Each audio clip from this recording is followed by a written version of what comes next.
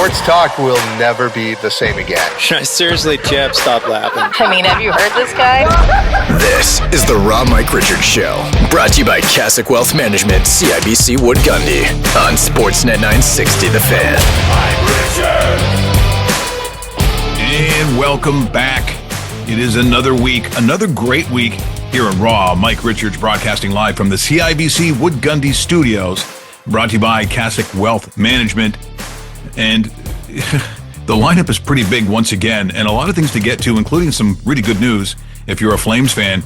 But a little shout out to Hush City Soundproofing, our newest sponsor, and there's a bunch more coming. But we're pleased to have them, and they do all the sound for our good friend Ron Tarrant, who produces the show. If you listen to the commercial that you're going to hear, they will show you how you can get a behind-the-scenes look on exactly what they do and why they help Ron Tarrant make this the best-sounding show in all of the country. You know it. That's why you're listening to it. We'll also have some heavy hitters here this morning. My good friend Pierre McGuire. We're going to talk about what happened in Calgary in terms of signings. We'll see what they're doing up in Dumpsville and Edmonton. And, of course, around the league, including a conversation about Ken Dryden, which, of course, was the sad news this past week.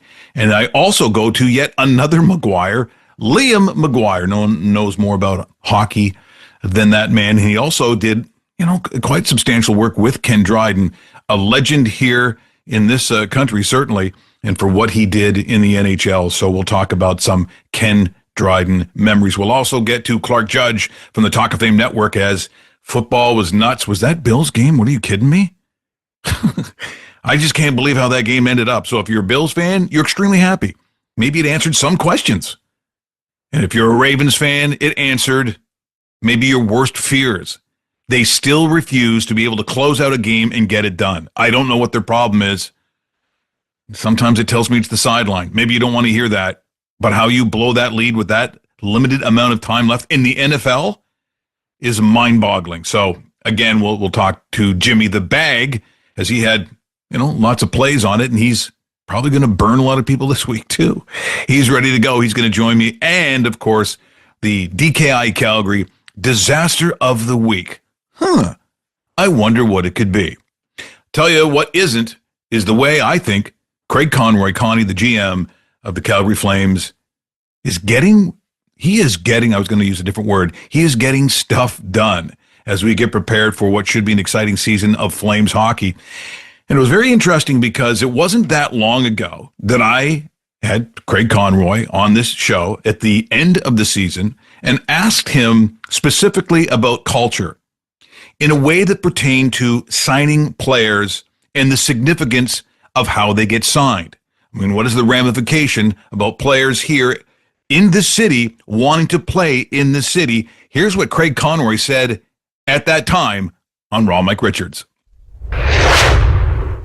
Speaking of Dustin Wolf, these young players that come into, found money sometimes. It's not that they haven't earned it, but you look at the former players that are all general managers, you have a sense of what it's like to be on the other side. I think it's so important. And when I see that, Matt Coronado gets his new contract, I would think, Connie, there's a sense of you understand what it's like to be rewarded, because there are organizations, quite frankly, that don't do that. There's organizations who do have reputations of being, I want to say cheap, but harder to negotiate. And I always find that, and now where player agents have such a huge say in how this business works, you have to at least show that you want to work with them, work with your player, and it's worth staying with that organization.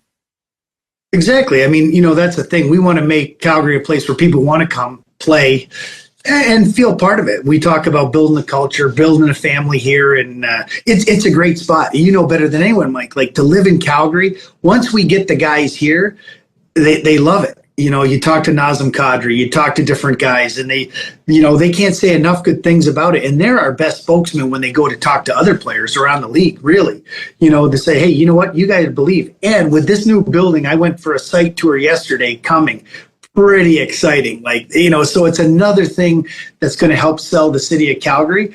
And we're just so excited. But to get Matt done, we work together. We don't want to, it's not like we want to crush them, they want to crush us. What's a deal that we both are happy with, that we want to do, and Matt wanted to do long term right from the beginning. So that was exciting. American guy, even though I'm American, to have him want to do it and be here and be a part of it long term, and then we'll get another contract the next time he's up. It'll be great. It's a great fit for us.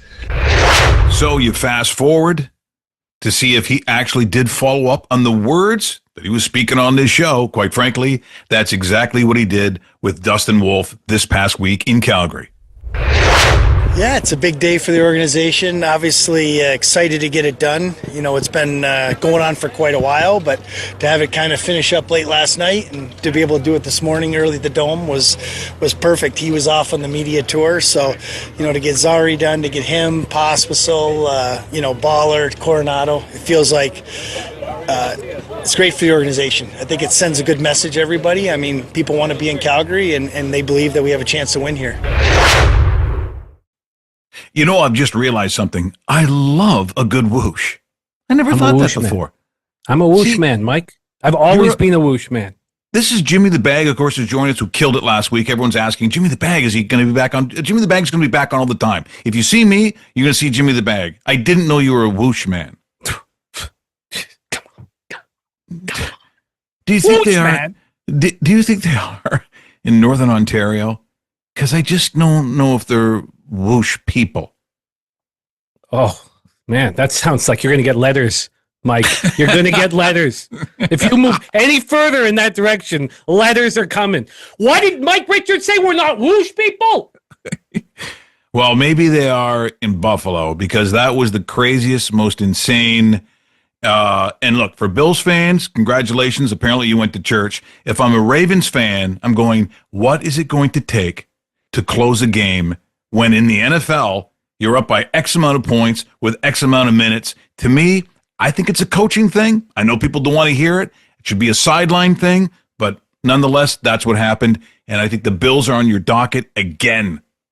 The Buffalo Bills ripped my beating heart out of my chest and put it into a warm broth of my own tears.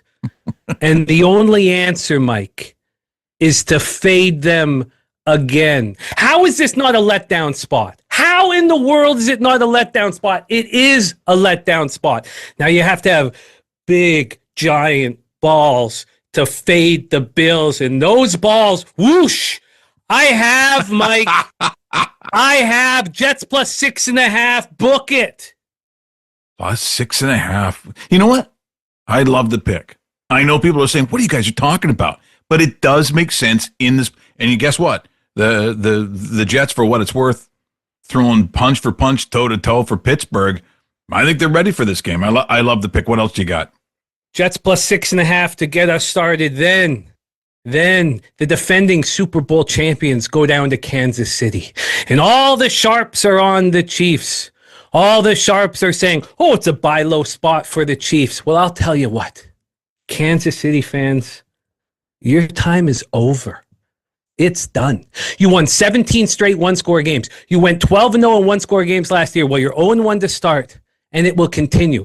Your quarterback is sheer brilliance. If it wasn't for Josh Allen, your quarterback would be the number one player in the NFL. He's absolutely spectacular. He, in Brazil, was phenomenal, and you still lost 27-21. The Philadelphia Eagles go into Kansas City, and they win again. There's no zigzag.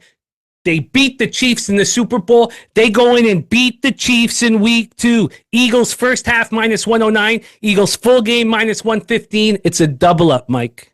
You know, the one thing that we've talked about for years, and it has different definitions, is the recency bias. And for some people, because they saw what Cam did at Miami, they just assume he's going to go out there and he's going to be a gunslinger.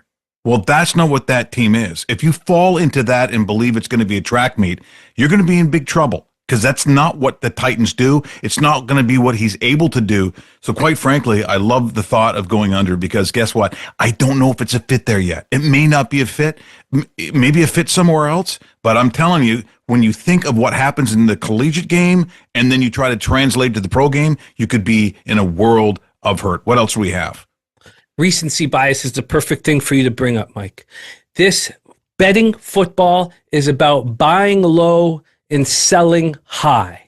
Buying low and selling high. We'll talk about it all year long. I was on the Cleveland Browns +6. I cashed it very easily. The Cincinnati Bengals put up 7 yards of offense in the second half. That's the lowest second half output from a winning team in 25 years. They got outgained 340 to 140.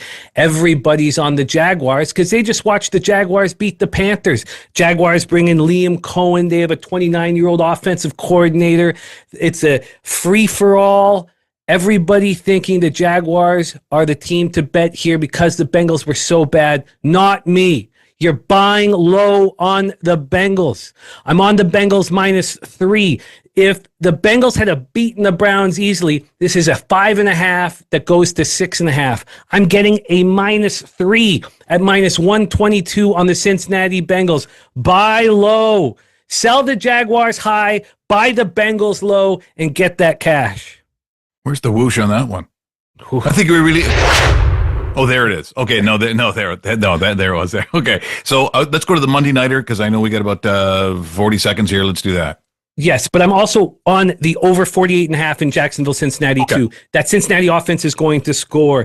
The Monday Nighter, again, buy low. I am buying low on the Houston Texans. I faded them last week. Now DeMeco Ryans and C.J. Stroud come home. Their defense is very, very strong. The Tampa Bay Buccaneers offensive coordinator, Liam Cohen, is now the head coach of the Jaguars. Did you see how many yards Baker Mayfield threw for? Not the 300 that happened every game with Liam Cohen as the offensive coordinator, 160. They were fortunate to win that football game. We did cash the under in that game, but they were fortunate to win it. I'm on the Houston Texans. I love this bet. -2.5 at -111. I expect this to go to 3. I expect the Texans to take care of business. Houston Texans on the Monday Nighter. Remember, it's a double dip Monday Nighter. Houston Texans early, LA Chargers late. LA Chargers on the late game. I bought it down to -3. I'm higher on my Texans bet than the Chargers bet, but that's my Monday night action, Mike. That is Jimmy the Bag. Once again, Pub Sports Radio. So if people want to see your channel, want to get a hold of you, how do they do that? My show, Pub Sports Radio, my NFL show is Tuesday night at 8 p.m. Eastern. I host every football game, every live NFL game. I host the live stream there at Pub Sports Radio, and Betting with the Bag, Wednesday, Thursday, Friday morning at 12 p.m. Eastern. And that is where we leche los bookmakers. Oh, we milk them, Mike. Oh, we milk them. Ah, the leche. You know, in Espanol, it means milk.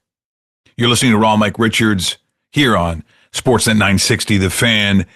The disaster of the week coming up by our good friends at DKI Calgary.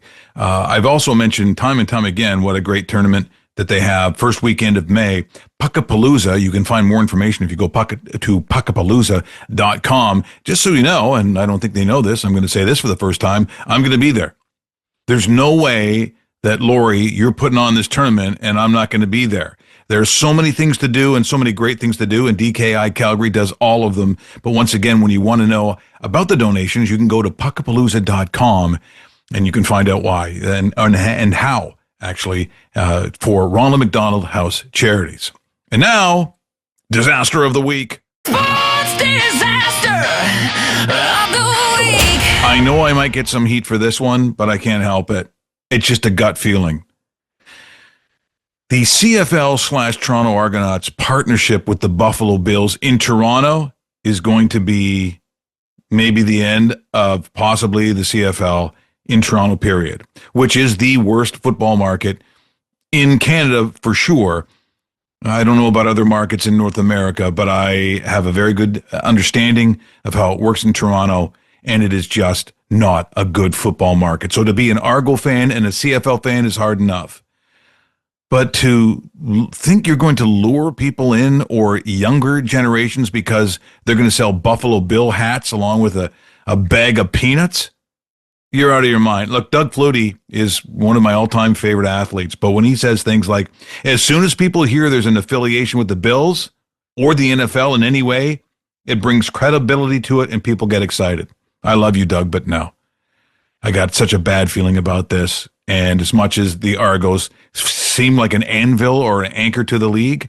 From a marketing standpoint, you need this city, you need the GTA, and you need the, agencies and the weight that it brings from a marketing perspective for the whole league. This, to me, feels like the disaster of the century. Coming up next, we're going to talk to our good friend Clark Judge from the Talk of Fame Network. Raw Mike Richards will be right back. Brought to you by Cassock Wealth Management, CIBC Wood Gundy. For over 40 years, Calgarians have trusted DKI Calgary when disaster strikes. From fires and floods to legendary hailstorms, our all-star team delivers rapid response and proven restoration excellence to residential and commercial customers. As the premier restoration provider in Calgary and Southern Alberta, we're the partner families, businesses, insurers, and property managers count on. When the unexpected happens, trust experience. Trust DKI Calgary, restoring homes, businesses, and peace of mind for more than 4 decades. Hey Calgary, Ron Tarrant here, the voice and producer of The Raw Mike Richards Show. Each week, I create and produce this broadcast from my specially designed home studio right here in Calgary that Hush City Soundproofing built and created specifically for me. Dude, and this thing is awesome! These guys transformed an existing room of my house, making it the perfect quiet space I use every single day for creating top-tier entertainment you hear around the world daily on TV and radio. Check out my studio on their website at hushcitysp.com, along with countless other soundproofing and acoustic treatment projects they've tackled, like home theater rooms, curbing noisy restaurants, home office projects, all the way to corporate workspaces, and even acoustically treating stadiums. Hush City Soundproofing, creating sound solutions in Calgary and Western Canada as unique as they sound. Your financial future deserves personalized support. At Cassock Wealth Management with CIBC Wood Gundy, we use a data-driven approach that takes the emotion out of investing to help you stay on track towards reaching your goals. Whether you're growing your portfolio, planning for retirement, or preserving your legacy, our experienced team can provide you with the customized solutions and trusted guidance you need to succeed. Call us at 403-508-3230 or visit our website, www.cassocwealthmanagement.com. Brought to you by Milan Cassock, investment advisor with CIBC Wood Gundy. CIBC Wood Gundy is a division of CIBC World Markets, Inc., a subsidiary of CIBC. This is the Raw Mike Richards Show, brought to you by Cassock Wealth Management, CIBC Wood Gundy, on Sportsnet 960 The Fan. And the first week of surprises, and it is so interesting that we talked about that Baltimore and the Buffalo game where the Bills had to do this and Baltimore had to prove that they wouldn't throw it away and they wouldn't lose in an incredible fashion. Well, I don't know. Someone didn't go to church because because I don't know how that game ended up the way it did. Because there I'm looking at Buffalo and I'm saying, okay, so what you wanted to see, kind of, you saw. And then if you're a Ravens fan, you got to be thinking, Clark. And by the way, Clark Judge from the Talk of Fame Network, once again, as always, every week, we said they have to prove that they won't do what they just did. Yeah, that's right. And I thought, I was watching that game, nearly turned it off. And I thought the only thing that's going to change this game is a turnover, right? And they're not getting turnovers. There are no takeaways here. Oh, wait, Derrick Henry just lost the ball. Okay, maybe they can score. But the other thing is, okay, they score, they come within a touchdown, right? And they're going to have the 2-point conversion. But they can't stop Baltimore. Well, they did. And then at the end, when it was 4th and 3 or whatever it was for Baltimore, it's funny. I thought you've got to trust Lamar Jackson more than you trust your defense, because your defense can't stop Josh Allen. Nobody's going to stop him tonight. So you better trust your quarterback. And John Harbaugh didn't. It was a fatal mistake.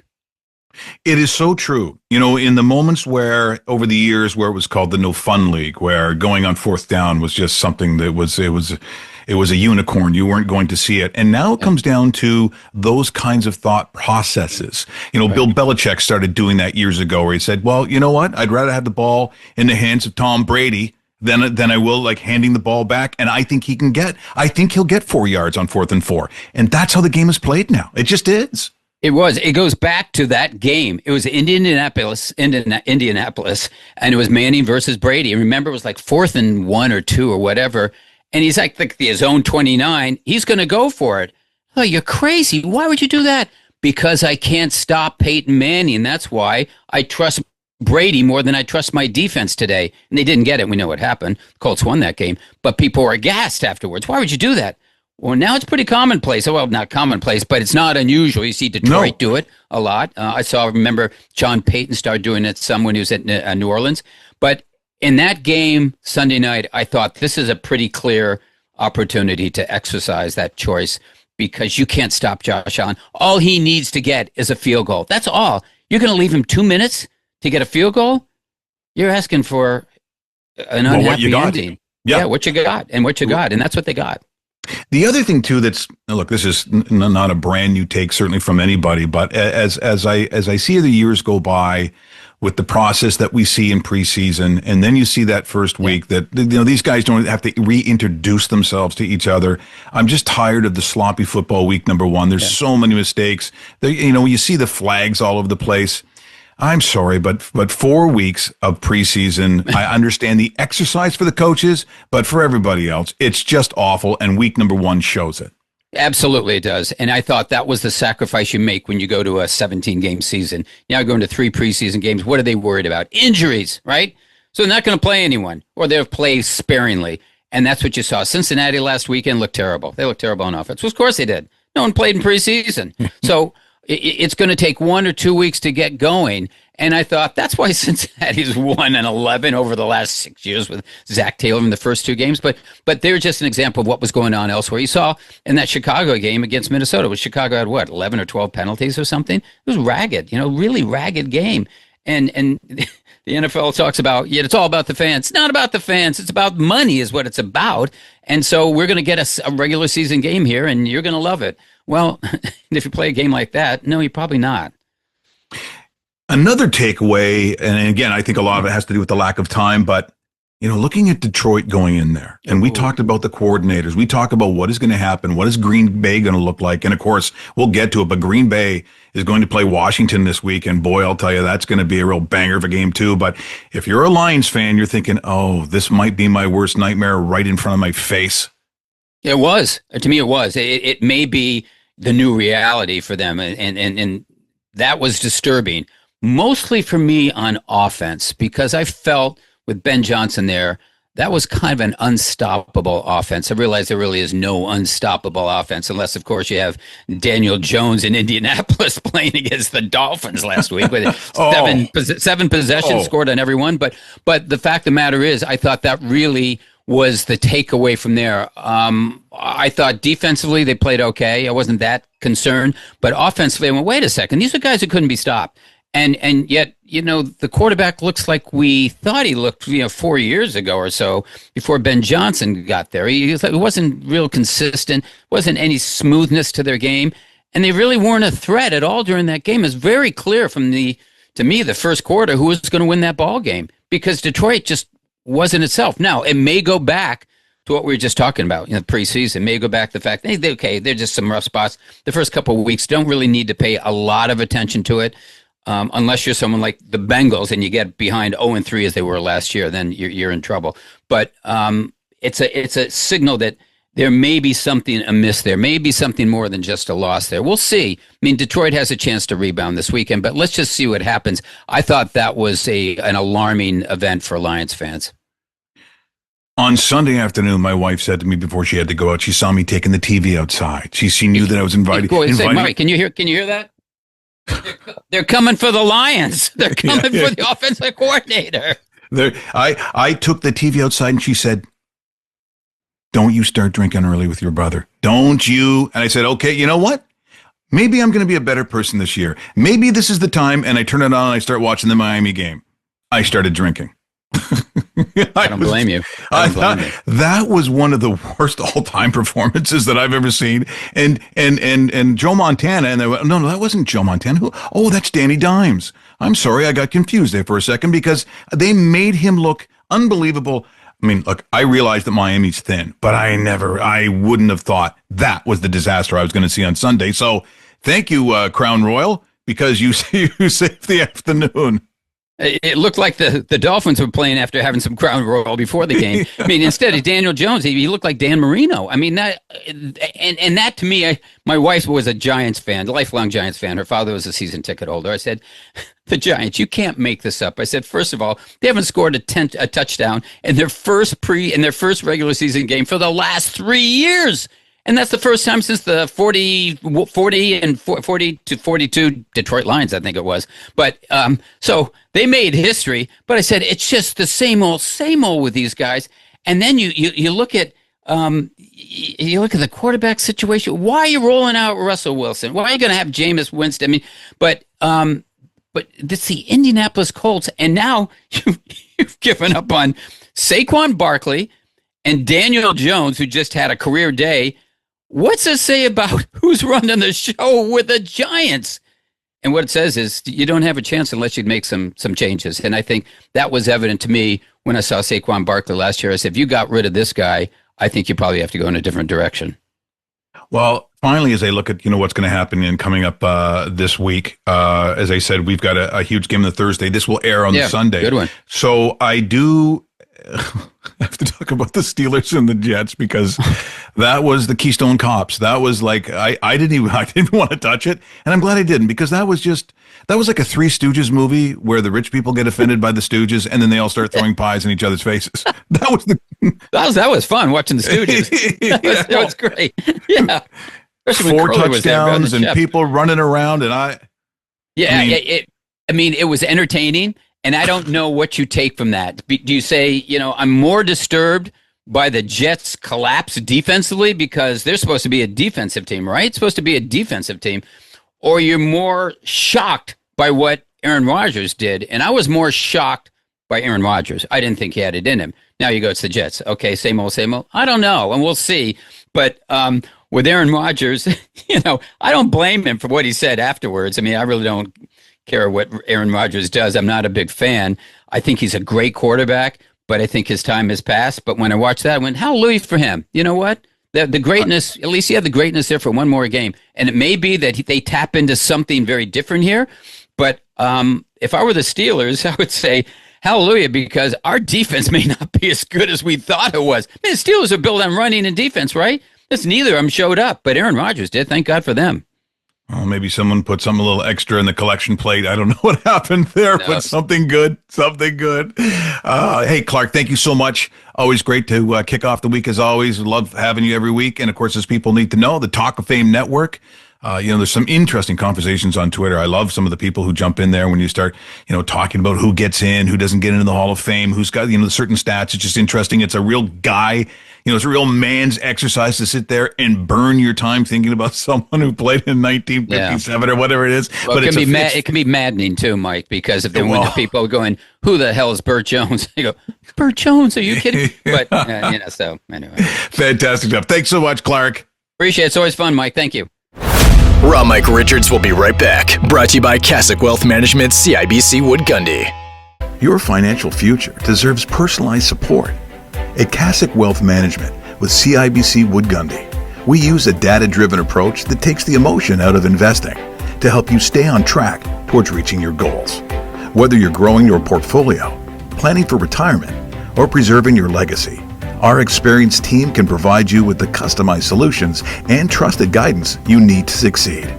Call us at 403-508-3230 or visit our website, www.cassocwealthmanagement.com. Brought to you by Milan Cassock, investment advisor with CIBC Wood Gundy. CIBC Wood Gundy is a division of CIBC World Markets, Inc., a subsidiary of CIBC. For over 40 years, Calgarians have trusted DKI Calgary when disaster strikes. From fires and floods to legendary hailstorms, our all-star team delivers rapid response and proven restoration excellence to residential and commercial customers. As the premier restoration provider in Calgary and Southern Alberta, we're the partner families, businesses, insurers, and property managers count on. When the unexpected happens, trust experience. Trust DKI Calgary, restoring homes, businesses, and peace of mind for more than 4 decades. This is the Raw Mike Richards Show, brought to you by Cassock Wealth Management, CIBC Wood Gundy, on Sportsnet 960 The Fan. Well, know it's getting serious on the show when you see Pierre Maguire show up. That's kind of like you realize preseason is over. Here comes Tom Brady. Here comes Gronk because the heavy hitters are coming. And my good friend Pierre Maguire joins us here for the first time in the fall on Raw. Mike Richards, great to see you, Pierre. Great. Man, Mike, your studio looks great. You look great. Your voice sounds awesome. It's football season in America. CFL is almost in playoff mode. It's a great time of the year. It's a great time of the year. It is the best time of the year, and there's lots to get to, certainly when we talk about here in Calgary and then some of the panic we see in Edmonton. But there's some great stories all over the league. But the one thing that sort of, it doesn't overshadow it, but it certainly is of great depth in the passing of Ken Dryden. And for those of us of a certain age group, I'm 62, so I saw, from the first mask and the face leaning on that stick, and I'm like, back in the day where I thought, how tall is this guy? This is a tall goalie. And yet there was so much to this man that was, quite frankly, a lot more than just playing goal. And I think that of your background and your sensitivities and knowledge of the Montreal Canadiens, and probably stories and an association with Ken Dryden that maybe people haven't heard before, Pierre. Well, the first time I ever saw Ken play in a real game, he was playing against the Hershey Bears as a member of the Montreal Voyageurs in the American Hockey League. Floyd Curry was one of the coaches, and the late, great Ron Caron was the other coach. It was amazing to watch this team. This is a great Montreal Canadiens American Hockey League team. And Ken and the late Wayne Thomas were the goalies of that team. They basically split the starts. So that's the first time I ever saw Ken play. The next time I saw Ken play was obviously in the playoffs against the Boston Bruins. It's game 2 in a John Beliveau engineering an amazing comeback for the Montreal Canadiens in that game 2. And then obviously it's game 7 against Chicago. These are my first real memories of Ken and the save against Jimmy Pappin with the Canadiens up 3-2. Dryden goes from his left to his right. It's an Mike, if you ever get a chance to see it, there's a black and white photo, and it shows Pappin, a right shot on the left-hand side of the ice, getting the puck. It shows Dryden extending his right leg out and his eyeballs focused on the puck. And it's Jean Beliveau coming back to try to make a play, but he's a little late just because it was a bang-bang play. It's an amazing photo. That's Belivau's last ever professional hockey game. That's Dryden's first ever Stanley Cup win. Dryden wins the Conn Smythe Trophy before he wins the Calder Trophy. Nobody had ever done that before, and nobody's done it since. It's an amazing story. And what blows me away, Mike, about all this Ken Dryden stuff, and I knew Ken pretty darn well. What blows me away is there's only been 3 Montreal Canadiens players in history that have ever been Rookie of the Year. Jacques Laperriere, nobody would get that one. That was in 1964. Kenny Dryden, and then just last year, Lane Hudson. And so if you watch the tape of Ken Dryden acknowledging Lane Hudson's win, it's a message to Lane. I encourage all your viewers and your listeners to try to see that. It's on YouTube. It is Ken Dryden to the T. It's Ken Dryden to the T. The one thing, strangely, that I will remember about him, and of course, me being a goalie, so everything, I was enamored by everything. Everything, Jacques Ponce's mask. I mean, you go through the ages, how Mike Palmetier played. That's what I wanted to do. That's what I wanted to be. But the thing about Ken Dryden was the human side of him. So it never dawned on me as a kid, you sort of grow up and you realize, a Cornell guy, someone who goes to law school. And then the honesty of which he spoke about the game was very unique. And the one sentence that I will take with me forever is that one that he said during the 72 series where he said, I realize if we don't win, I'll become one of the most hated men in the history of Canada. And I thought, who would say that? Well, that's how that mind worked, because it was honest. And sometimes that honesty, I know, rubbed people the wrong way, but you cannot fault that man for anything that he did, either athletically or professionally or off the ice. What's amazing about that series, he had to win game 6 and he won game 8. Game 6 was a 3-2 game in Russia, in Moscow.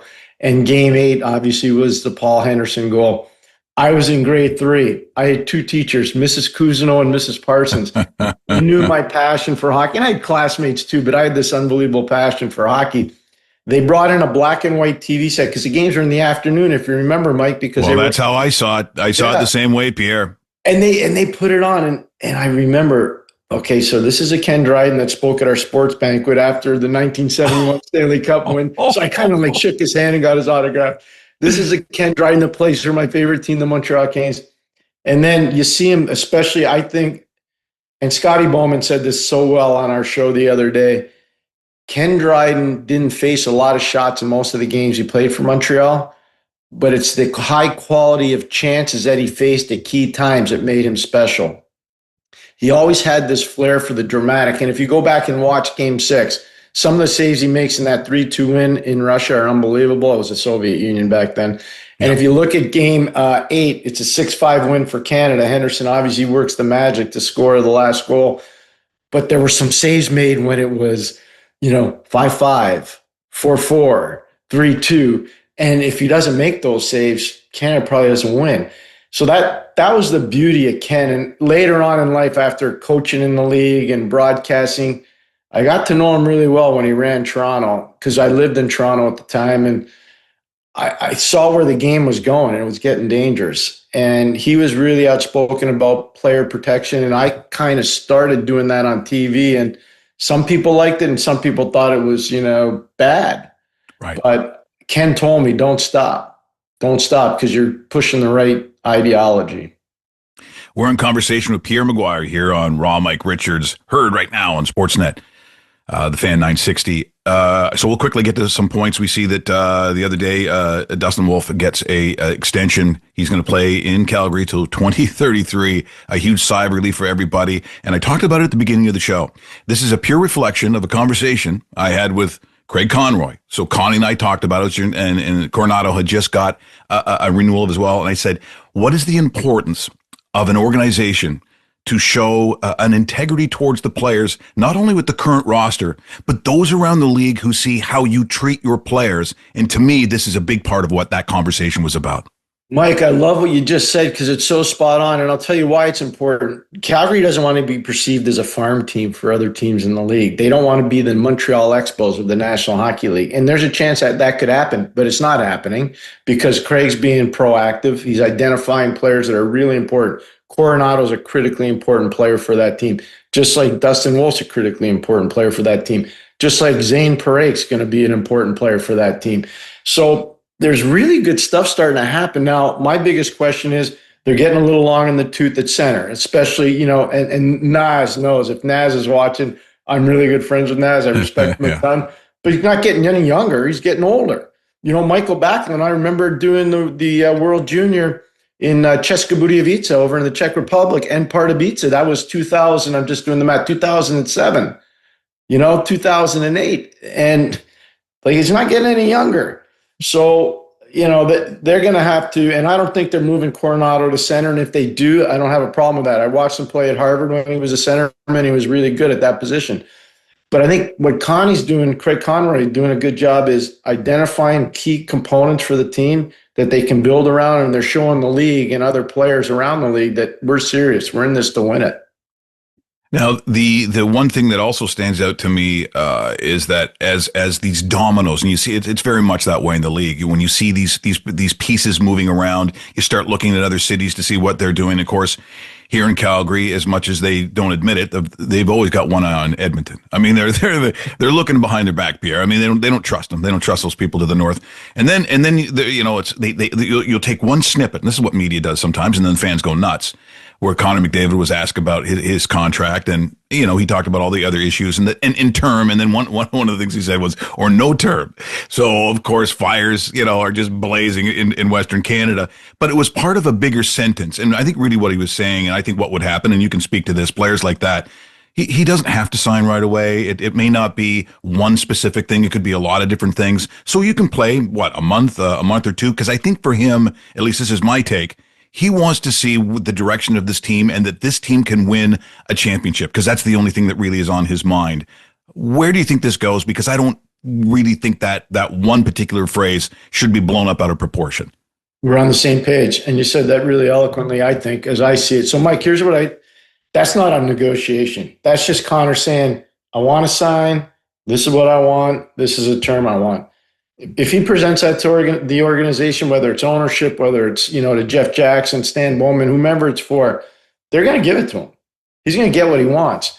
What they need to pay attention to, and this is really important, Mike, and I don't know how much people are talking about it. Cap space is real. It's a real thing. And a lot of people, Mike, are saying, oh, the cap's going up to this and the cap's going up to that. Go look at how many teams so far, if you go to Puckpedia, go look at how many teams have not spent to the cap. Even though the cap is going up, there are a lot of owners that aren't going to spend to the cap. And it's not because they don't want good teams. It's because they know this is a real fickle business right now. And TV money is not like the other sports. It's not like football. It's not like basketball. It's not like baseball. It's not like college football. It's not like college baseball. So it's a different deal right now. And we, the NHL, that is, make a lot of their money from gate receipts. And, it's an expensive thing to go to a hockey game right now. So while everybody's saying the cap's going, Edmonton knows they got to be careful. Let's just say they sign Connor McDavid for $16 million. They only have about $255,000 right now spendable against the cap. Mike, sorry, that's not going to work because you can't dump all your players. So, and I know he's got a contract for this year. I understand. We're talking down the road, but I think it's an easy negotiation. I think Connor will stay there. Friendship with Draisaitl matters. Friendship with Nugent Hopkins matters. Friendship with Zach Hyman matters. And I think friendship with Darnell Nurse matters a lot. I think he stays there, and I think he does his best to try to get that team a Stanley Cup. It's not going to be easy, though, Mike. That's a rough year. You and I used to call it the Bermuda Triangle when Vancouver, Edmonton, and Calgary were on top of it back in the day. I call it a rough neighborhood now. The Western Conference, a rough neighborhood. Vegas is good. Utah's getting better. Anaheim's getting better, real good. San Jose's getting better.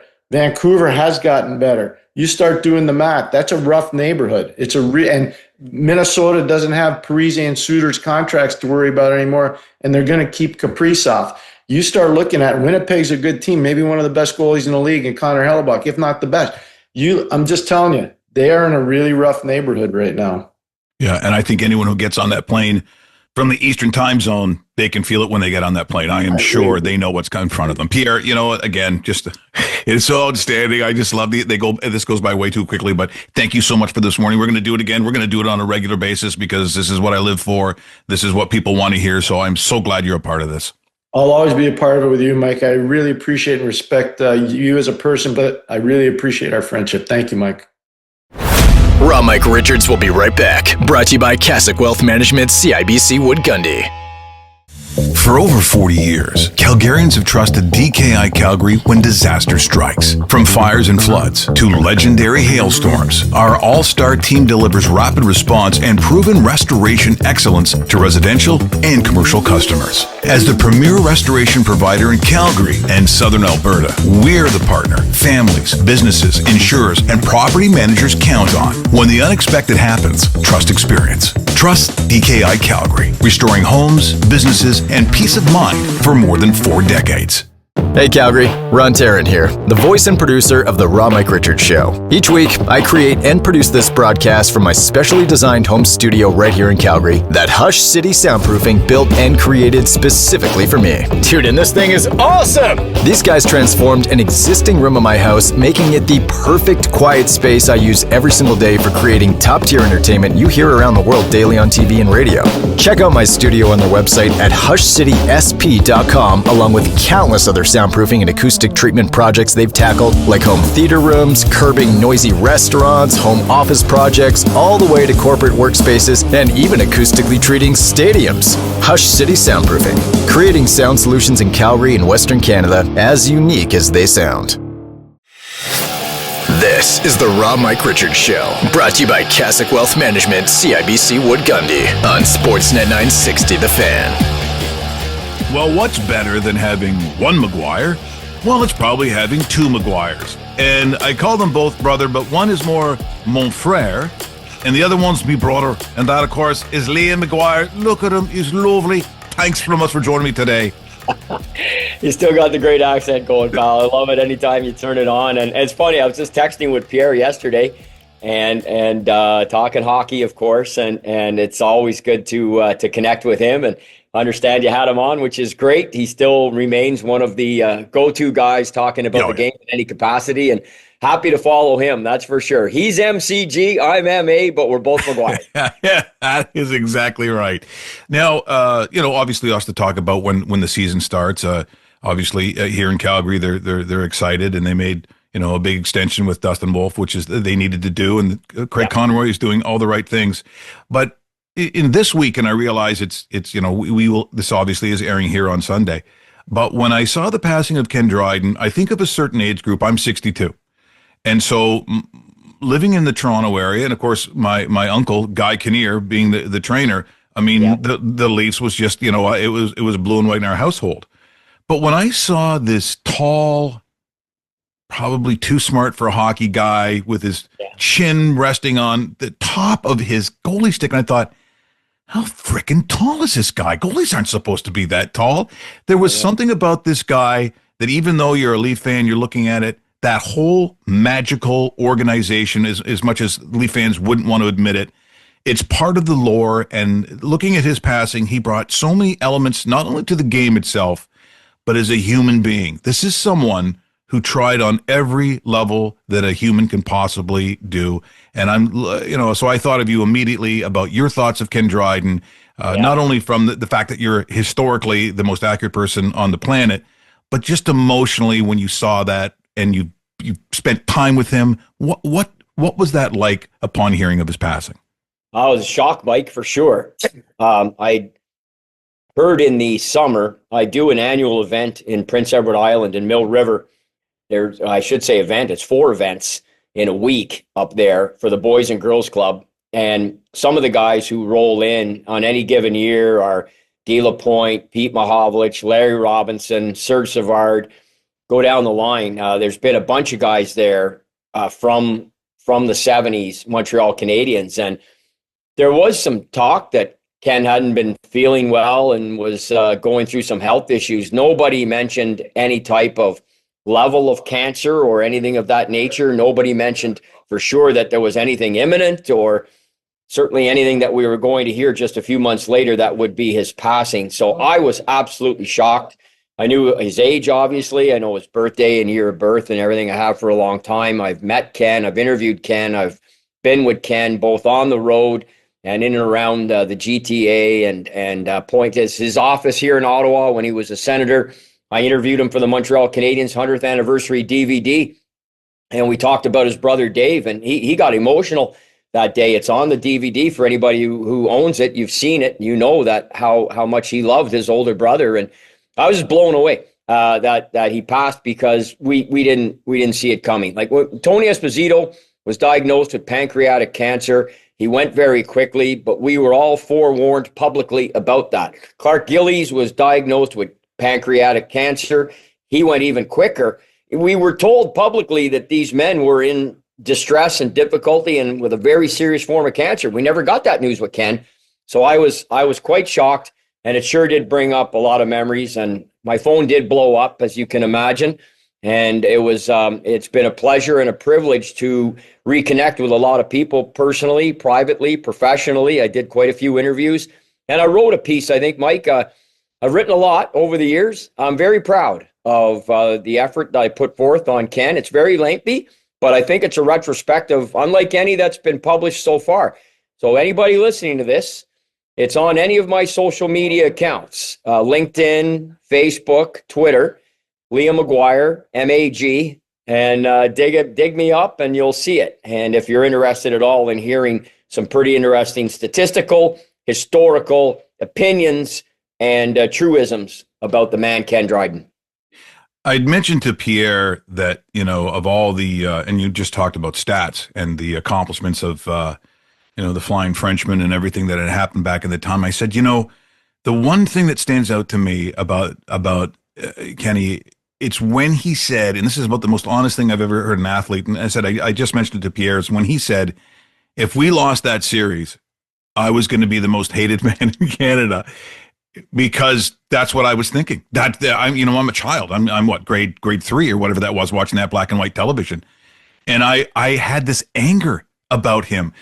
In this day and age, no athlete would ever say that. No athlete would ever admit that, right or wrong, that they were in the firing line. And back in the 70s, where it was us against them, I mean, that's the way it was, that he actually said that publicly. And I thought, the balls to be able to do that. But that's who that guy was. I mean, as much as he's probably seen as the liberal, and there's certain probably sides to the right that probably would want to take some swipes, that it was a very courageous man. Very much so. I think he really demonstrated that just a couple years later when he got into the contract dispute with Sam Pollock, and when they hit loggerheads, he just said, "Well, I'm not playing." And Sam said, "Okay, see ya." And he went and articled and furthered his law studies and played defense for a industrial team in Toronto called Vulcan Packaging. He wore number 3. I remember CBC showing the highlights of him out there on defense. He literally was a turnstile. Guys were 40 years of age and blowing by him. He was wearing his goalie skates. He looked like such a fish out of water. But to have the conviction of his own self-worth, despite having a contract, he decided that, no, listen, I just had completed one of the greatest seasons of any goalie in history. And he was correct in 72-73. Ironically, in 73-74, the year he sat out, Bernie Perrant actually had a better season from start to finish. But that's just a one-off. Ken did it over even though his extended period of time was small, it was bigger than Bernie's overall period of excellence. That said, you're right. Well, Ken's conviction and his ability to convey that at that time, Mike, was very, very unique. To have the presence of mind to say that in 72, and certainly right after it, going, "Oh my God, we lose this game, I'm the most vilified man," and Phil Esposito was echoing some of the same sentiments. And I'm thinking, well, we're 53 years later, and maybe by now, because we would have won the 76 Canada Cup no matter what happened in 72, and we would have gone, okay, we got them back, but like not really, because we only got a chance to play them once, in the semifinal where we beat them. We didn't get 8 games to really do it to them, and then we had so much trouble with them in the next 4 or 5 years anyway, until we righted the ship again. So with all hands on deck. But no, you make a good point there, pal. And he was such an intellect and such a man of conviction and such a man that believed in his values that he would say it even then in an era when nobody, very few, other than players like Ted Lindsay and a few others, were speaking out. Along came Ken Dryden, and he took that to another level. Do you think that was the start? I mean, myself being a goalie, and I did play at a very, very high level, but we were all 5'8". I mean, I just wanted to play like Palmetier, and that's kind of the style that I wanted. And most guys that even in the 80s and late, I mean, it still was the 5'9s, maybe 5'10". But do you think upon that entrance of a 6 foot plus goalie, because now 6'6", 6'7", 6'8", it's just insane. Was he the start of that, do you think? Well, you started it probably for what we were digesting, because frankly, Gary Smith, who played for the Leafs, he was a Leaf prospect, played on that unbelievable Marley team that won the Memorial Cup in 64, I believe it was. I think personally it's in the conversation as one of the greatest junior teams ever. They put 13 or 14 guys into pro hockey, the majority in the NHL. Gary Smith was their goaltender. He's pushing 6'4". Cesar Maniego wasn't that height, but he was tall and he was kind of angular. You had some guys that had some height, but so few, Mike. So few. And with Ken, I think, Gary Smith came up. He's getting a cup of coffee with the Leafs. Punch Imlach's got Bauer. He's got Sawchuk. Gary gets let go, goes to the Seals, goes to the Hawks. He's backing up Tony O. Like, unless you saw him when he came in to play Toronto or Montreal on Hockey Night in Canada, you just didn't really have a visual of the guy, even though he was roughly Ken's size. Ken comes in, he's on Hockey Night in Canada every week, whether you're watching French or English, and you can see him, and you're seeing him all these games, and you can see that he's gigantic by the era, right? He's huge. So I think optically it's who we identify as the first real big goalie, even though there were a couple of others who certainly were pushing that height. Tiny Thompson got his nickname sarcastically. He was anything but tiny. He was the biggest goaltender of his era for the Boston Bruins, and he set all sorts of records on that 1938-39 season, including winning the Vezina and the Stanley Cup in the same season. But he wasn't 6'4". However, he was monstrous in his era. So it's a little bit relative, but to your point, for that time, Dryden was the first guy to come in where we really went, oh my God, I can't believe it. I've never seen a man that big play nets. And I think it just really struck us that way because of the sheer volume of times that we saw him. Plus, they're in the playoffs every year going deep. Pretty hard to miss them. You turn on the TV every 2 nights and Montreal's winning another playoff game. It's they had a hell of a run, and he was a huge part of it. That is fantastic stuff here this morning. Thank you so much, Liam, for taking the time, and just because every time you're on, and look, we only go once a week. They're like, well, don't you think you should get them on more, or how about you start doing more days? Hey, we can do all that stuff, folks. Just email, make noise, whatever you want. We can get them on. We can do as many days as you want. Hey, I got to be honest, it's up to you and the decision makers, but I understand why they say that because it goes by way too quickly, pal. So thank you so much for doing this morning, and we will do it a lot. And I promise the people listening, he will be on a lot more. So thank you, my brother, like that. You almost said the real Irish word, but I stopped in time. I did. Just in time, Mike. Hey, listen, buddy, it's great to hear your voice. Great to see you. Call anytime. I love being on with you. We go way back, and I'm wishing you all the best. Raw Mike Richards will be right back. Brought to you by Cassock Wealth Management, CIBC Wood Gundy. New Vista Homes has been listening to homeowners, trade partners, and employees. Listening to take a good thing and make it better. That's why they're excited to unveil something big this spring. The gift of new options, new prices, new floor plans. Everything to make your experience with New Vista Homes even more enjoyable. New Vista Homes. Excitement is building. Learn more at newvistahomes.com. What can you do to defend your community from devastating wildfires like Jasper? Make it rain.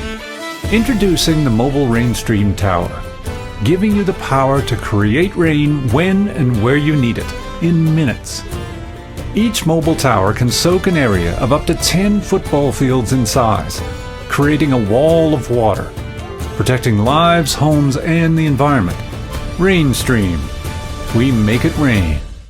For over 40 years, Calgarians have trusted DKI Calgary when disaster strikes. From fires and floods to legendary hailstorms, our all-star team delivers rapid response and proven restoration excellence to residential and commercial customers. As the premier restoration provider in Calgary and Southern Alberta, we're the partner families, businesses, insurers, and property managers count on. When the unexpected happens, trust experience. Trust DKI Calgary, restoring homes, businesses, and peace of mind for more than 4 decades.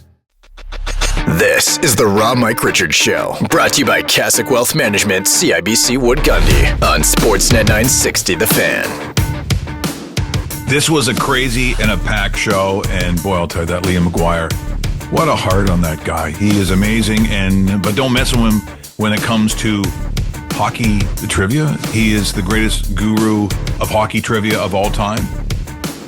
But he's also one of the best guys. And we had a lot of McGuires. We had Pierre McGuire this morning. Great to have him back on the show. He's going to join us on a regular basis. He, of course, of CBS Sports HQ, and you'll also see him on CBS Sports, the CBS Sports Network. Also, Clark Judge from the Talk of Fame Network. He also of CBS, kind of a CBS theme here. And, of course, Jimmy the Bag. He is extraordinary in many ways and one of the best cappers. So we had a wonderful day here today. Look, have yourself a great Sunday. Best of luck with your NFL picks. And remember, we got more stuff coming up next week and a little bit of a surprise. Do I love surprises? Almost as much as the whoosh. Na na na na na na na na. Hey, hey, hey. Adios. The Raw Mike Richards Show. Executive producer, Ron Tarrant. For sponsorship inquiries, contact Pure Production at live.ca. Catch up on previous episodes and stream The Raw Mike Richards Show now, wherever you get your podcasts. For over 40 years, Calgarians have trusted DKI Calgary when disaster strikes. From fires and floods to legendary hailstorms, our all-star team delivers rapid response and proven restoration excellence to residential and commercial customers. As the premier restoration provider in Calgary and Southern Alberta, we're the partner families, businesses, insurers, and property managers count on. When the unexpected happens, trust experience. Trust DKI Calgary, restoring homes, businesses, and peace of mind for more than 4 decades. Hey Calgary, Ron Tarrant here, the voice and producer of The Raw Mike Richards Show. Each week, I create and produce this broadcast from my specially designed home studio right here in Calgary that Hush City Soundproofing built and created specifically for me. Dude, and this thing is awesome! These guys transformed an existing room in my house, making it the perfect quiet space I use every single day for creating top-tier entertainment you hear around the world daily on TV and radio. Check out my studio on their website at hushcitysp.com, along with countless other soundproofing and acoustic treatment projects they've tackled, like home theater rooms, curbing noisy restaurants, home office projects, all the way to corporate workspaces, and even acoustically treating stadiums. Hush City Soundproofing, creating sound solutions in Calgary and Western Canada as unique as they sound. When it catches your eye around Calgary, chances are we made it. Modern Plate and Label manufactures industrial labels and decals, stainless steel valve tags, engraved lamecoids for electrical, plumbing, and industrial needs. With a dedicated commitment to quality service at competitive prices, we soar above the competition and strive for perfection. Locally creative, locally manufactured. Visit modernplateandlabel.com today.